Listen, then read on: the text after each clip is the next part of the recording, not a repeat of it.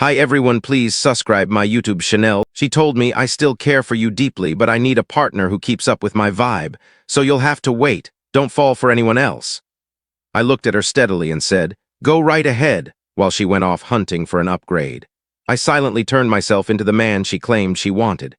When she returned, she whispered, Evan, I still love you, eyes fixed on the floor, but I have to see what else is out there. I just don't want to lose you in the meantime. For a second, I was speechless. There stood Lara, 3 years of shared dreams, standing in our kitchen, treating exploring like a casual getaway instead of torching everything we'd built. I drew a slow breath. Let me make sure I've got this. You want to date others, but I'm not allowed to move on? She paused, then nodded. Yes, I need space to sort myself out, but please don't replace me. I might come back. I gave a thin smile. Then I'll give you all the space in the world. Her shoulders relaxed. She thought I was surrendering. I wasn't. That night, after she rolled her suitcase out with a string of empty promises, I erased her contact, blocked her everywhere, and stepped into the cool, cleansing rain. She wanted distance. I handed her the universe. 6 months later, the same woman who once believed she could trade up looked like a stranger. Lara and I met at a mutual friend's birthday dinner. She lit up any room, bold, electric, laughing like the world owed her joy. I was the quiet anchor, the guy who packed the lighter when everyone forgot the candles. You ground me, she once said. You make chaos feel logical. For 3 years, we were a perfect balance. We rented a cozy apartment on the east side, cooked together most evenings, wandered the farmer's market on lazy Sundays. Nothing flashy, just ours. I never flashed cash or staged grand romance. I was a software engineer, steady income, solid savings, low-key drive. For a long time, that was plenty. Then came the new gig at a downtown marketing firm, glass walls, oversized egos, every chat about personal branding or scaling your lifestyle. At first, I cheered her on.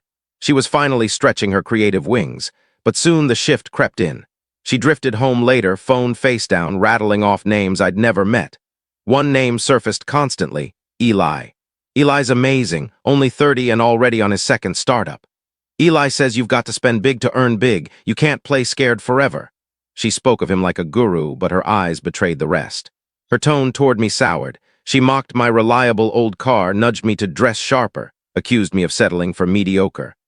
One evening over pasta, she stared across the table and said, Sometimes I feel like you're stuck, like being average is fine with you. I stayed silent. I'd learned quiet stung her more than any comeback. She wanted drama, proof I still feared losing her. I refused to feed it. Weeks later came the work with Eli, always vague excuses, always half-hearted sorries for the late nights. Then the speech, she needed time, loved me but wasn't sure love was enough, wanted to see what else was out there before locking in forever. Therapy speak wrapped around a breakup. Are you already seeing someone? I asked. Not yet, she smiled as if that made it honest. I understood then. She wasn't leaving because something was missing. She was leaving because she believed shinier, louder, newer waited somewhere.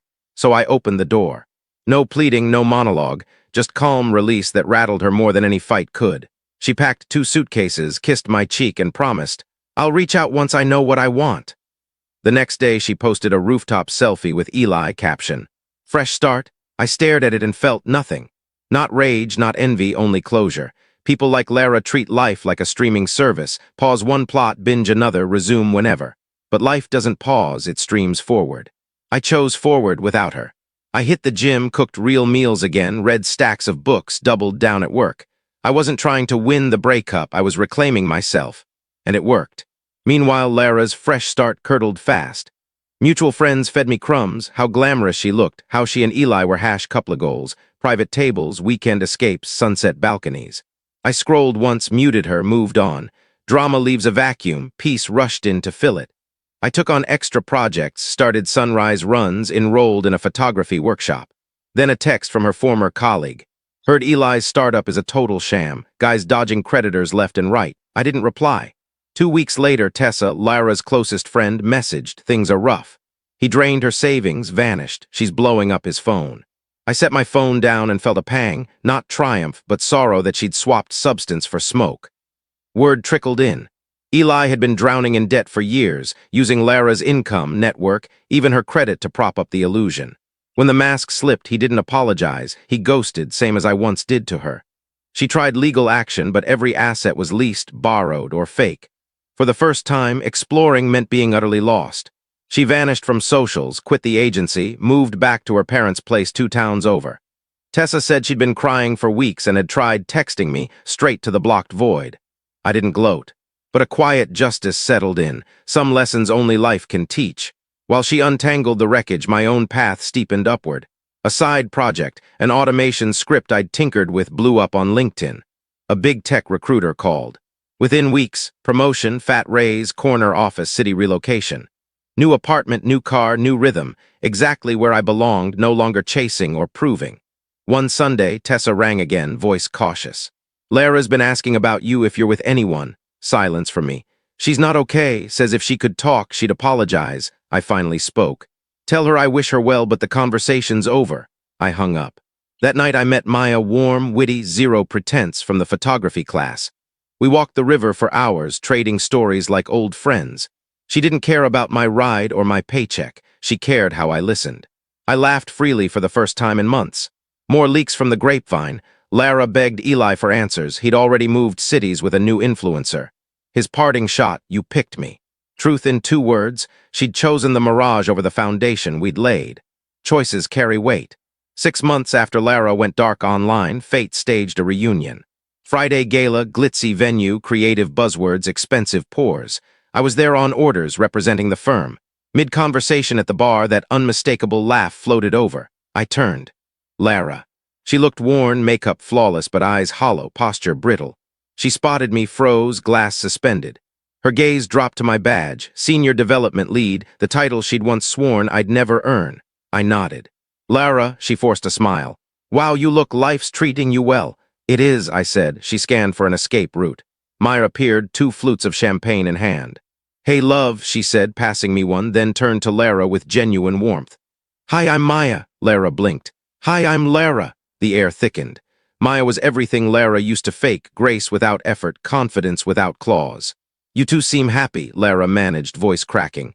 "We are," Maya answered, soft but sure. My manager waved me over for a client intro. "Take care, Lara," I said and walked away. Maya followed, offering Lara one last kind nod. Later, outside, I glimpsed Lara alone on the curb, thumb scrolling her phone like she was hunting a ghost. Days later, an Instagram DM. "Hey, Evan, not sure you'll see this, but I'm sorry for all of it. You didn't deserve how I acted. I thought I was chasing better, but I threw away real. You were always good to me." I stared, then typed, "Find your peace, Lara." She fired back instantly. "She's gorgeous. Hope she makes you happy. Just don't forget who loved you first." I nearly laughed, still framing love as a contest. No reply. That weekend, Maya and I drove to the coast. Barefoot on wet sand, coffee steaming, wind whipping her hair. She asked, "Ever wonder how life would look if you'd stayed stuck?" "Every day," I said. "That's why I'm grateful I didn't." She rested her head on my shoulder.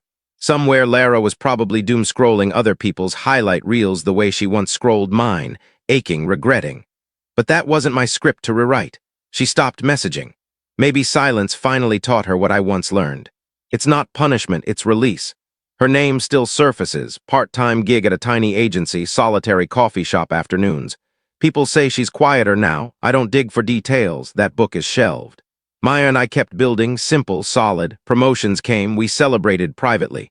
No posts, no flex, just living. I finally tasted peace, the kind Lara's fireworks could never spark. Sometimes I replay the night she left, suitcase by the door, voice trembling about finding herself. I once thought I wasn't enough. Now I know I just wasn't her enough. There's a gulf between insufficient and incompatible. Some only grasp it after the right one slips away. I don't hate her. She wasn't cruel, just dazzled by glitter. She thought love should crackle like the 4th of July. Fireworks fade. Real love is embers, steady, warm, lasting. Maybe losing steady taught her that. Maybe losing her taught me I could glow without her. Everything she claimed to crave, success, spark, swagger, I found anyway, solo. One anniversary dinner, candlelit bistro by the water. Leaving, I spotted her across the street, alone on a bench, face lit blue by her screen. She didn't see me. For a breath, I cataloged every scar. The doubt she planted, the pieces I rebuilt in silence while she performed joy for strangers. Then I realized I didn't owe her the inventory. The story had changed authors. I turned to Maya, took her hand, kept walking. Later, city lights flickering from our balcony, she asked, "You good?" I smiled, real wide, unforced. "Better than good." Healing isn't amnesia, it's memory without the ache for a different ending. Lara once teased, "You're too calm, Evan." You never fight for anything. Wrong, I fought ferociously for my calm, not her storm. No trophy, no vengeance, just growth, quiet, undeniable. Sometimes the loudest statement is letting time speak for you. And time announced clear as dawn, she left for better, I became it.